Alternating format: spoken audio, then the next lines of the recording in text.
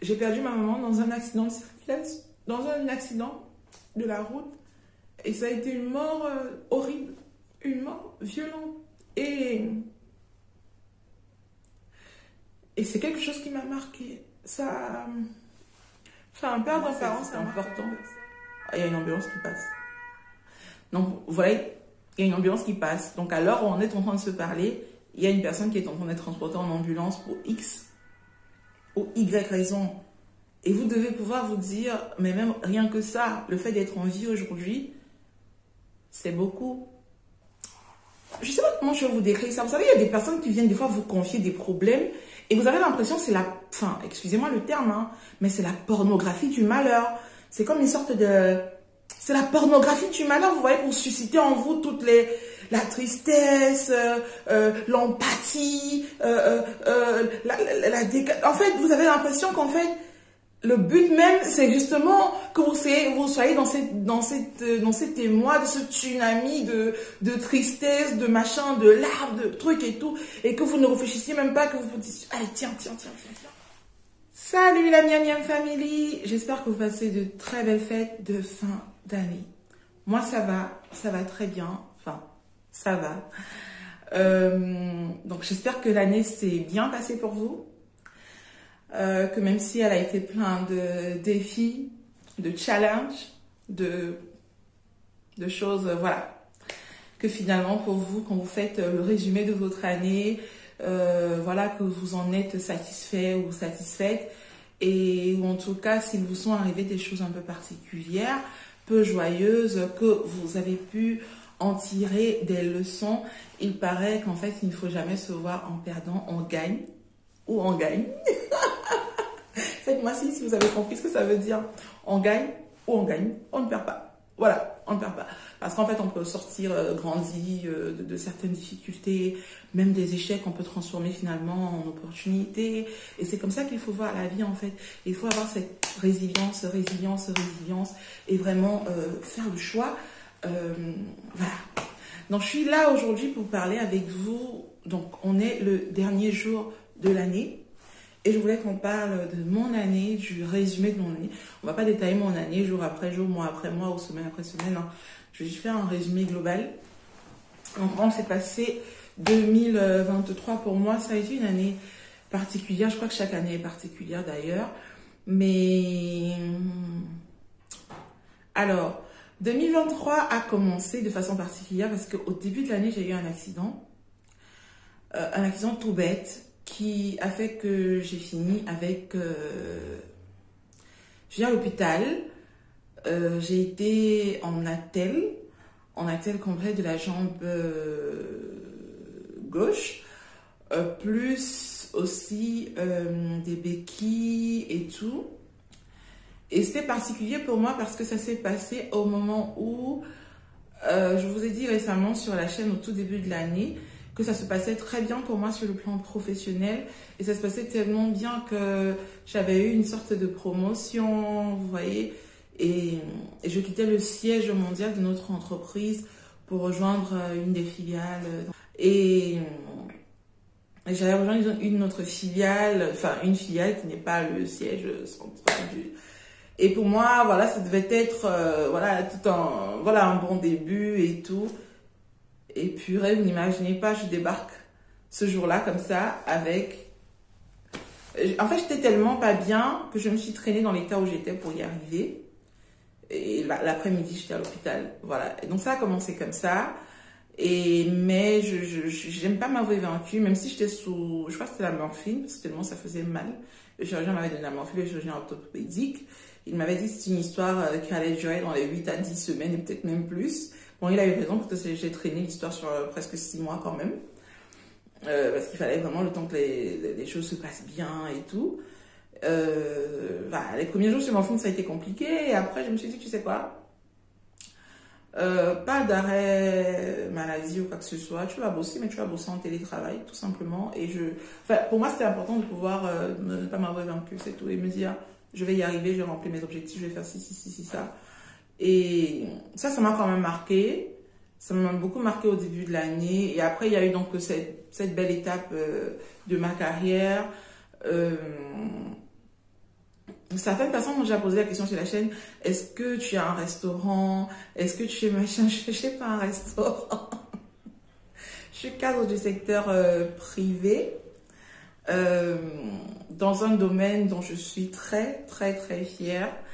Et c'est même d'ailleurs pour ça que j'ai voulu faire aussi une thèse après et tout, parce que je compte transmettre des choses, peut-être plus loin, voilà, faire mes conférences, parler de certains sujets.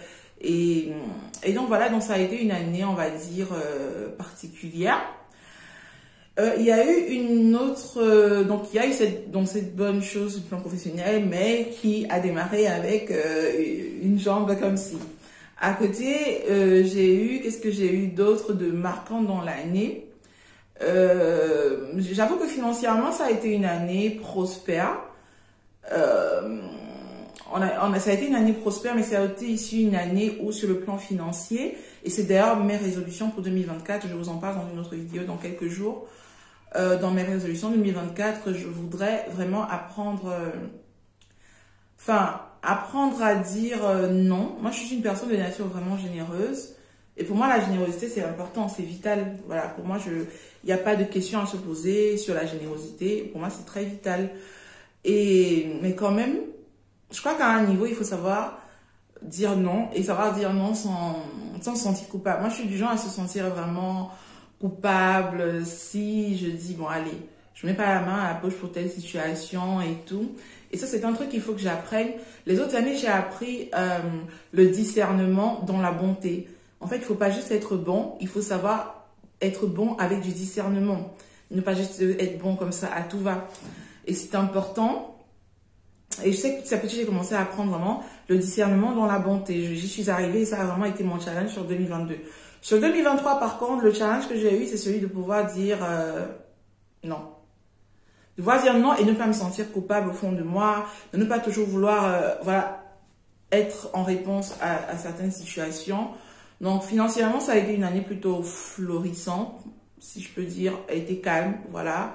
Nous, on est une famille avec 3 enfants, avec nos aléas et tout. Mais je suis vraiment une personne qui vit dans la gratitude et la reconnaissance perpétuelle. Parce que je me dis, ok, tout ce que tu as n'est pas forcément parce que tu as trop bien travaillé, tu es trop bien séché, t'es trop...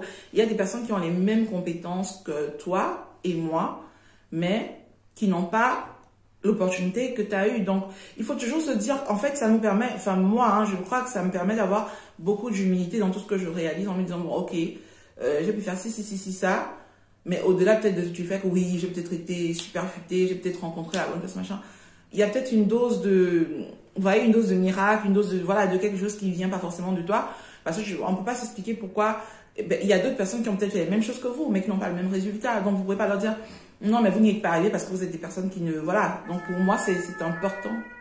Il y a une ambulance qui passe.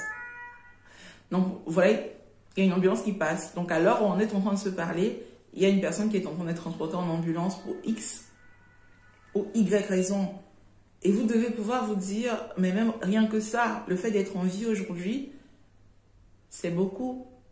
Parce que le malheur, c'est de fois une histoire de concours de circonstances, vous voyez. Un destin peut être changé en une seconde, en bien ou en mal. Donc moi, je vois la vie comme ça. Et je disais qu'en fait, financièrement, pour nous, ça s'est plutôt bien passé, voilà, parce que franchement, grâce à Dieu, on n'a pas manqué de quelque chose et tout. Tout au contraire. Moi, je dis toujours que dans mes prières, je demande de quoi vivre de façon épanouie avec ma petite famille et de quoi pouvoir venir en aide aux personnes proches de moi, aux personnes même que je connais pas et tout.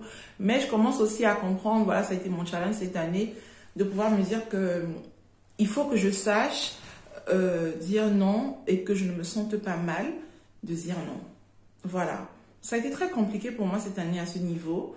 Et j'ai vraiment eu des sortes de pression, vous voyez, et des personnes qui insistent, et quand vous dites non, et ces personnes viennent vous dire un truc qui va vous travailler psychologiquement. Mais moi, déjà, rien que de voir le mécanisme, et de me dire, mais non, ça c'est pour que je sois affectée psychologiquement, et qu'après je me sente vraiment en mode, oui, mais peut-être, si ça se trouve, il fallait quand même que non. En fait, il faut savoir vraiment dire non. Et je vais y travailler en 2024. Mais je suis quand même fière de moi parce qu'il y a quelques semaines à peine, il y a vraiment eu une situation où, je sais pas comment je vais vous décrire ça. Vous savez, il y a des personnes qui viennent des fois vous confier des problèmes et vous avez l'impression que c'est la, enfin, excusez-moi le terme, hein, mais c'est la pornographie du malheur. C'est comme une sorte de, c'est la pornographie du malheur, vous voyez, pour susciter en vous toutes les, la tristesse, l'empathie, en fait, vous avez l'impression qu'en fait, le but même, c'est justement que vous soyez dans cet émoi, de ce tsunami de tristesse, de machin, de larmes, de trucs et tout, et que vous ne réfléchissiez même pas, que vous vous dites, allez, tiens. Et c'est ce qui m'est arrivé. Là, récemment, ça fait quelques semaines seulement, hein. Et je me suis dit, j'ai passé des jours comme ça, mon mari m'a dit, ouais, je te connais, toi, il m'a dit, oui, je te connais, ouais, il m'a dit, ouais, je te connais. Toi, on va passer des jours ici, tu vas dormir, tu vas sursauter la nuit, tu vas me dire, ouais, il y a telle personne avec ce truc, vraiment, est-ce que tu penses que voilà, qu'est-ce qu'on peut faire, machin. Et c'est vrai, j'en arrivais au point où, voilà, quand j'étais à ma table pour manger avec mes enfants, je disais, mais qu'est-ce que tu fais? Pourquoi tu manges avec l'autre personne en contre cette situation, machin et tout? Mais concrètement, enfin, c'est même pas comme si j'ai dit non à la personne, je lui ai proposé une autre solution. Il y avait des alternatives que j'ai proposées à cette personne, et cette personne m'a clairement dit, non, tu sais, en plus, ces autres personnes pourraient avoir déjà des projets, des trucs et tout. Et je me suis dit, ah ben tiens, ben toi, tu es le temps de la farce alors. Et ben, raison de plus, vous voyez. En fait, pour le fin mot de l'histoire, c'est que ça a été une année où j'ai vraiment eu ce challenge-là. Voilà. Autre chose pour cette année, et je vous en parlais récemment, on m'a découvert une tumeur. Voilà. On m'a découvert une tumeur située, une tumeur thyroïdienne. Bon, si vous ne connaissez pas la thyroïde, elle est là. À un moment, j'ai pris beaucoup de poids. Et dans mon cercle privé, les personnes ont pensé que j'étais vraiment enceinte et tout, alors que non. Et donc, ça m'a vraiment fait faire des épisodes de malaise, de ceci, de cela, de machin.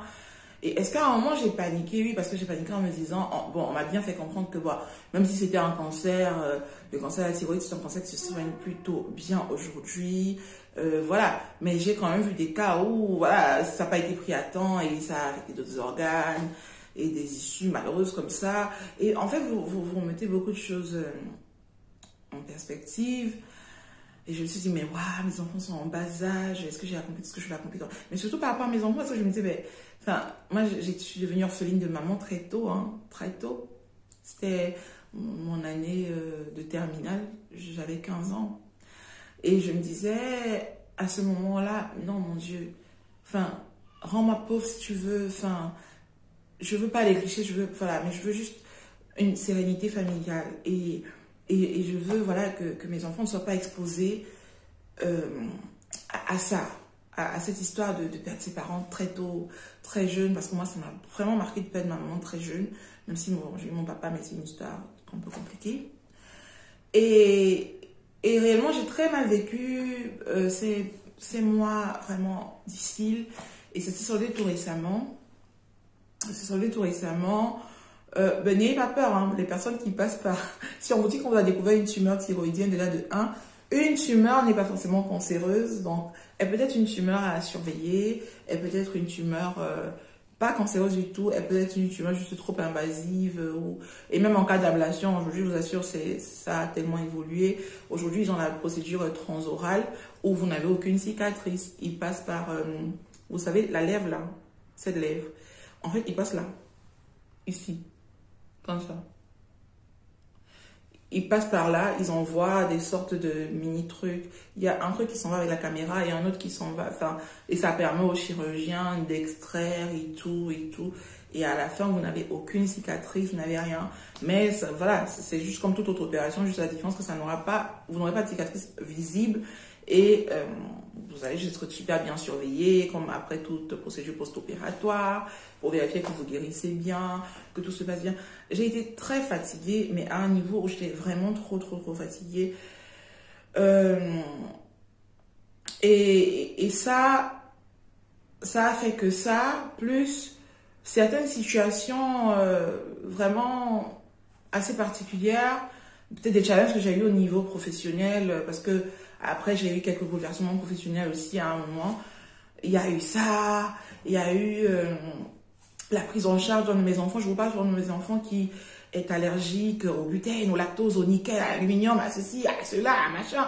Enfin, il est allergique à tout, à tout, à tout. Et pour mon enfant, par exemple, même au niveau de l'école, donc il faut beaucoup de... Enfin, il se concentre pas pendant très longtemps, donc il faut vraiment un enseignant de soutien pour lui qui l'aide à la concentration, qui l'aide à mieux expliquer peut-être ce qui se passe dans la classe, à mieux faire ses devoirs, à mieux faire ceci. Donc, peut-être si pour un enfant classique, il faut 1 heure de temps pour un truc, pour lui, 1 heure, enfin, lui demander 1 heure, comme ça, c'est trop. Il faut couper en séance de 15 minutes, le lâcher d'abord, et quand voilà. Donc, et ça peut être compliqué. Et pour moi, au début, à la rentrée, j'avais d'ailleurs fait un direct où j'ai parlé de ça. À la rentrée, il n'y a pas eu toute la prise en charge qu'il fallait, parce que chaque année, c'est ça, des fois, à la rentrée, il n'y a pas d'enseignant de soutien, il n'y a pas de ceci, il n'y a pas de ceci, il n'y a pas de cela. Et pour nous, ça a été compliqué. Donc, j'ai vécu une rentrée difficile où j'ai dû m'organiser de façon rocambolesque avec mon mari, le bureau, ceci, cela. J'étais tiraillée, je me posais des questions. Et puis, finalement, la prise en charge s'est faite. Après, il y a eu plein de complications. Et ça, enfin, vous restez une maman. Et ça m'a vraiment affecté. Ça m'a vraiment, vraiment affecté de me dire, mais waouh. En fait, chaque année, c'est le combat qu'il faut mener et tout. Voilà. Voilà, plus il grandit, plus ses temps d'attention augmentent quand même. Plus ses temps de concentration, voilà, augmentent. Mais pour certains trucs, il n'est pas du tout concentré. Hein. Faut même pas, type la lecture, non, non, non, non, non, non, non. Donc, voilà. Donc, ça a été vraiment challengeant pour moi. Et donc, il y a eu vraiment tout ce truc-là qui a fait que... Et ça a été aussi une année marquante pour moi parce que ça a fait exactement 20 ans, en octobre, que ma maman est décédée de façon brutale.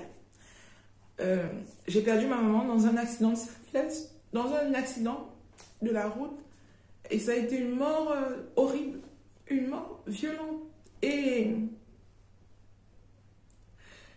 c'est quelque chose qui m'a marqué. Ça, enfin, perdre un parent, ça marque toute personne. Mais perdre un parent aussi jeune, c'était en octobre, donc j'avais à peine démarré ma classe de terminale. On devait fêter mon 15e anniversaire ensemble. La dernière fois qu'on s'est vu, elle m'a dit rendez-vous en octobre. Et on s'est vraiment vu en octobre parce que du coup, pour mon anniversaire en octobre, j'étais à la morgue pour ma maman. Et en fait, chaque année, même involontairement, enfin septembre, octobre, c'est des périodes où je suis bizarre. Et des fois, j'ai même remarqué, si l'année surpassée, j'ai remarqué qu'en fait, j'étais déjà travaillée dès le mois d'août. Ma mère, son anniversaire, c'était le 25 août. Donc, il y a des années comme ça où dès la fin août, je me sens, mais même sans le savoir, hein, mais c'est au fil du temps, au fil des années qui sont passées, que j'ai fini par réaliser qu'en fait, c'était ça. Et cette année, ça a été trop difficile. Oui, peut-être avec le mix de tous les autres problèmes que j'avais. Mais ça a été trop compliqué pour moi. Trop compliqué. Mais j'ai fait le choix, cette année, de gérer les choses autrement. Ok? Parce que malheureusement, pour moi, cette année, j'ai aussi vraiment fait une sorte de... Voilà, j'ai eu une sorte de meltdown. Je sais pas comment... À ceux qui me demandent souvent sur la chaîne pourquoi je prononce certaines choses différemment, vous devez comprendre une chose. Alors, moi, mon côté francophone, c'est le côté de ma maman. Mon côté anglophone, c'est le côté de mon papa. Et moi, je suis un enfant de la séparation. Et que vous le compreniez ou pas, pour moi, il y a des termes qui n'existent dans ma tête qu'en français ou qu'en anglais, parce que selon ce que je vivais chez mon père ou selon ce que je vivais chez ma mère, j'utilisais plus certains thèmes ici, certains thèmes là-bas, et en français et en anglais. Donc, ça fait que dans certaines... Enfin, je suis complètement bilingue. Si vous m'entendez parler anglais, vous n'aurez pas l'impression que c'est moi. Et je suis complètement bilingue aussi en français. Mais oui, il y a des fois où je bute. Vous allez voir que je peux dire certaines phrases, certains mots, comme la personne qui m'a conduit sur les champs me disant, oui, dis pas les oignons, dis les oignons. Vous voyez? C'est des trucs tout bêtes des fois comme ça, où des fois je peux chercher un terme. Et le terme, moi, je l'ai qu'en une langue. Il faut que je prenne le temps de chercher dans ma tête et de le trouver en la deuxième langue qui me sert. Donc, ça, c'est une petite parenthèse, bracket. Now, let's close the bracket and talk about the issue. Qu'est-ce que je vous disais? Bon, bref, je sais pas ce que je vous disais. Donc, finalement, et j'ai fait une sorte de... Et en fait, j'ai eu un épisode vraiment sur le plan psychologique où j'ai compris, en fait, je me suis dit là, écoute, il faut que tu consultes, il faut que tu vois quelqu'un, il faut que tu en parles. Donc j'ai vu mon médecin, on en a parlé et tout. Puis j'ai rencontré une personne super top qui m'a dit, écoute, on peut travailler sur les émotions, sur la douleur, le souvenir et tout. Et on peut même travailler sur beaucoup d'autres aspects. Et c'est peut-être le pas que je me suis autorisée à faire. C'est un pas que je savais qu'il fallait que je fasse et que j'ai un tout petit peu commencé de façon timide l'année dernière. Mais la personne avec qui j'ai choisi de le faire le faisait tellement... Enfin, pour moi, c'est trop rapide et tout. Et j'ai eu peur. Parce que vous arrivez à un moment où vous avez des sortes de placards dans votre mémoire, des sortes de tiroirs qui s'ouvrent, et ça fait beaucoup de choses à accueillir, beaucoup de choses à gérer, beaucoup de choses à métaboliser. Et c'était trop. C'était trop. Donc, je me suis autorisée en 2023 à travailler sur moi, à travailler sur mes traumatismes, les incompréhensions de mon enfance, les difficultés que j'ai eues dans ma vie. On a tous eu, hein, mais après on ne les gère pas de la même façon, on les vit de la même façon, ça n'a pas les mêmes conséquences sur notre vie après. Et surtout, la mort de ma mère. On pourra en parler après, mais sachez sur la chaîne en tout cas que je suis quelqu'un, en fait, je déteste octobre, c'est mon mois de naissance, mais je le déteste vraiment ce mois depuis 2003. C'est un mois qui m'horrifie en fait. Et déjà même septembre, je commence à me sentir mal et c'est une période que j'aime pas. Voilà, les gens vous diront que septembre, octobre, surtout octobre, enfin, vous me contactez, même je suis vraiment, enfin, je suis juste quelqu'un d'autre, c'est tout. Mais officiellement, voilà, ça fait 20 ans en 2023. Donc, le 5 octobre 2023, ça a fait 20 ans, la mort de ma mère. Et je me suis dit, là, il faut que tu travailles dessus. Il faut que tu travailles dessus et que tu travailles sur tous les autres sujets connexes. Voilà. Et j'ai commencé ce travail-là. Et donc, voilà. Donc, ça a été ça, mon année 2023. Beaucoup de succès professionnels, quand même, j'en suis très fière. Beaucoup de succès professionnels, quelques zones de turbulence professionnellement aussi.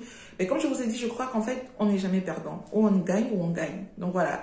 Des fois, c'est des très grands succès, mais quand il y a des défis, on apprend aussi parce que c'est des leçons de vie, c'est des leçons qui vont permettre que moi, dans 2 ans, dans 5 ans, dans 10 ans, je ne serai plus pareil. Parce que peut-être grâce à cette expérience, j'aurais appris quelque chose. Voilà.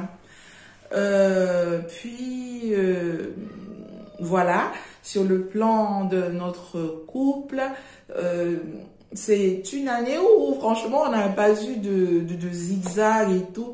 Et d'ailleurs, sachez réellement sur la chaîne, enfin, la vie de couple, c'est pas une vie comme ça, tranquille. Et non, des fois, il y a des temps, et puis des accalmies, et puis voilà. Et des temps, ça va pas dire des problèmes. Ça peut des fois dire, vous avez l'impression de retomber amoureux l'un de l'autre. Vous avez l'impression que waouh, et tout. Surtout que mon mari et moi, ça fait très longtemps. Bon, il vous dira qu'on a commencé en fin 2007. Pour moi, on a commencé en début 2008. Donc, pour moi, ça fait 15 ans. Pour lui, il va vous dire que ça fait 16 ans. Et vous voyez, après tant d'années, c'est normal que vous ayez des périodes où vous ne vous calculez pas trop, voilà, enfin, il est là, c'est tout. Et il y a des périodes aussi où vous avez l'impression, oh, le prince charmant, je me découvre aujourd'hui, oh, tu me plais. Il y a des fois où, voilà, dès qu'on se croit, viens ici, ouais, et puis il y a des fois aussi où, voilà, c'est la calmie, c'est tranquille. Et puis oui, il peut y avoir des périodes où vous avez des prises de tête, vous vous disputez, vous prenez la tête, vous choisissez par exemple de vous bouder pendant quelques jours, de vous engueuler. Il peut y avoir un fou-moi la paix qui sort de là, ou un fiche-moi le camp. C'est ça. Vous voyez, c'est même important parce qu'en fait, les petites zones de tension dans un couple, c'est important, mais c'est aussi important de lâcher la tension. Voilà. Moi, je préfère vraiment, enfin, après, c'est notre façon de fonctionner et surtout de la mienne. Moi, je mets beaucoup de mots sur mes mots. Je suis comme ça. Mon mari, par contre, c'est quelqu'un de très... Et qui, petit à petit, a appris aussi à le faire parce que je me dis, ça permet des fois de crever des tensions, vous voyez. Et ça permet de dire des choses qui n'est pas de non-dit et ça permet de... Voilà. Mais par contre, 2023, franchement, ça a été plutôt une année calme, franchement, du point de vue du couple. Ça a même été une année assez particulière sur le plan sexuel. Voilà. Mais ça, je vous en parle après parce que moi, ma trentaine...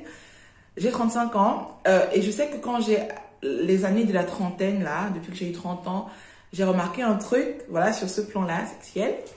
En fait, c'est comme si on est plus en confiance avec soi-même, on est plus épanoui, on est plus à l'aise avec soi, plus aligné avec soi. On est aussi beaucoup plus dans... Je me suis même demandé à un moment si je n'étais pas accro à ce... Mais c'est pas ça en fait. Et pour nous, cette année, ça a vraiment été l'année où on s'est vraiment autorisé à se dire, ouais... enfin, à partir dans nos délires les plus extrêmes, quoi, sur le plan de la sexualité. On connaissait déjà nos délires, nos fantasmes mutuels, certains connaissaient les réaliser ensemble, d'autres non et tout. Mais ça a été une année où je crois qu'il y a vraiment eu une grande tombée du masque en ce genre. Il y a même un truc de honteux, peut-être que lui il veut faire, il dit ouais, j'allais oser faire parce que machin et tout. Donc il y a eu ce genre de choses là. Donc c'est peut-être pour clôturer cette vidéo en beauté comme ça. Donc sur ce plan-là, oui. Avec les enfants aussi, oui. Donc une sorte de voilà, les voir grandir. Voir mes enfants qui ils me font déjà des remarques et tout, des trucs. Et oui, peut-être sentir que oui, on a fini l'étape de la toute petite enfance où les couches, les nuits blanches, les ceci, les cela. Une fois, on s'est regardé mon mari et on s'est dit, plus jamais. et peut-être c'est égoïste de notre part, oui. Peut-être des fois, on se dit, vivement, hein, quand ils vont être encore bien plus grands, qu'on pourra déjà s'accorder. Parce que là encore, il y a des trucs que quand on veut faire, où on va appeler la babysitter, de passer à la maison, et rester avec eux une soirée pour que nous, on puisse partir tout seul. Parce qu'il y a des moments où on veut vraiment les avoir juste pour nous. Voilà. Et des fois, les vacances, on les fait toujours ensemble avec eux, mais clairement, dans la formule vacances que nous prenons, il y a des petits moments qu'on s'accorde que à deux, parce qu'il y a des formules vacances où vous pouvez avoir du babysitting et tout, là, dans le package. Mais on se les accorde pas encore trop parce qu'on se dit bon bah il y a encore les enfants sont encore petits et tout, mais des fois on s'accorde déjà à arriver ah ouais sur adolescent on pourra nos rêves c'est on pourra s'échapper une semaine sans eux parents dit. Alors vous, comment a été votre année? Donc ça a été une année comme ça pour moi. Vous êtes déjà au courant que pour l'autre souci de santé hormonale, vous étiez au courant de ce qui s'est passé avec la thérapie, qu'on a dû réajuster, ça s'est mal passé et puis on est revenu et tout et tout. Donc voilà, vous êtes au courant de tout globalement et l'année se clôture en beauté, voilà. Et moi j'espère qu'elle se clôture aussi en beauté pour vous. Est-ce qu'il y a des choses que j'aurais aimé faire différemment cette année? Clairement oui. Clairement oui, surtout sur le plan professionnel, il y a des décisions que j'aurais aimé, enfin il y a des choses que j'aurais aimé faire différemment. Sur le plan personnel aussi, oui, j'aurais aimé à lâcher prise plus tôt sur certains sujets. Et puis voilà. Mais globalement, voilà, c'est ça. Et voilà, j'espère que tout va bien. Et ben voilà, la vidéo touche à sa fin. Heureux dernier jour de l'année 2023 à vous et à vos familles. Je vous souhaite un joyeux 2024. Que voilà, cela commence bien pour vous. Et voilà, portez-vous bien et à bientôt. Merci. Un fait marquant, on a fait plus d'1 million de vues, 10 000 abonnés. Et ça, c'est un fait marquant sur la chaîne. Yeah, yeah, yeah, yeah, yeah, yeah, yeah. Allez, ciao.